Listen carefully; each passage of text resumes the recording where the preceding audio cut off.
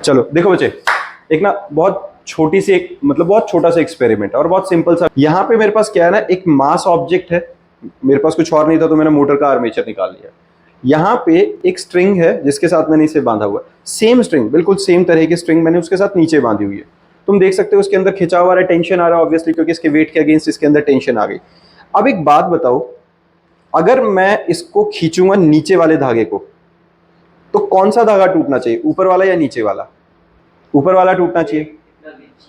मैं अगर नीचे वाले को खींचूंगा नीचे की तरफ, तो ऊपर वाला टूटना चाहिए कि नीचे वाला? नीचे वाला टूटना चाहिए। कौन कौन कह रहे हैं नीचे वाला? 1 2 3। और ऊपर वाला कौन कौन कह रहे हैं? मेजॉरिटी ऊपर वाला कह रहे हैं। शर्त लगा लें, एक काम करते हैं, शर्त लगा लेते हैं। देखो जरा, मैं नीचे वाले पे फोर्स लगा रहा हूं,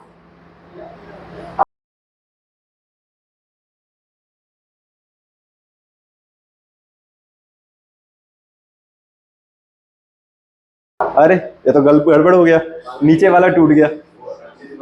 अच्छे से बांधा नहीं बेटा, वो टूटा है, कहता हूँ अच्छे से बांधा नहीं था। अब रुको, एक काम करते हैं, मैं फिर से बांधता हूँ, ठीक है? फिर से एक्सपेरिमेंट करते हैं एक बारी और। तो जरा बहुत अच्छे से बांध दिया फिर से। हाँ जी, अब क्या था, नीचे वाला टूटा था ऊपर वाला टूटा था? नीचे वाला ही टूटना चाहिए। अब तो क्लियर है, नीचे वाला टूटना चाहिए।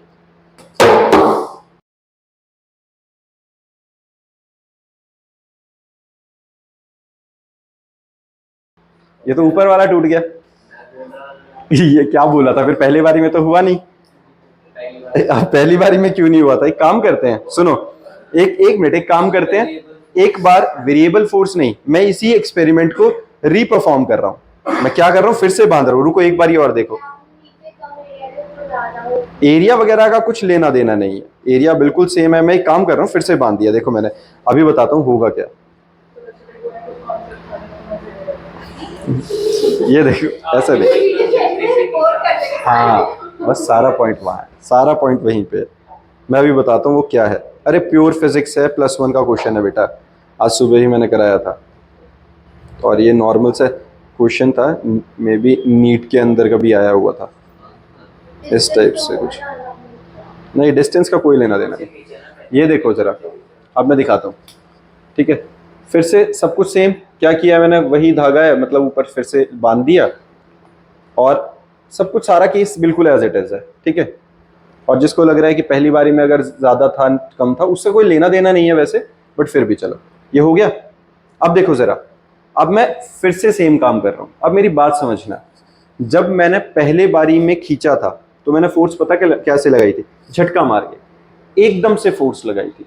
जब मैंने एकदम से फोर्स लगाई तो जो फोर्स है वो सारी सिर्फ इस पर आ गई।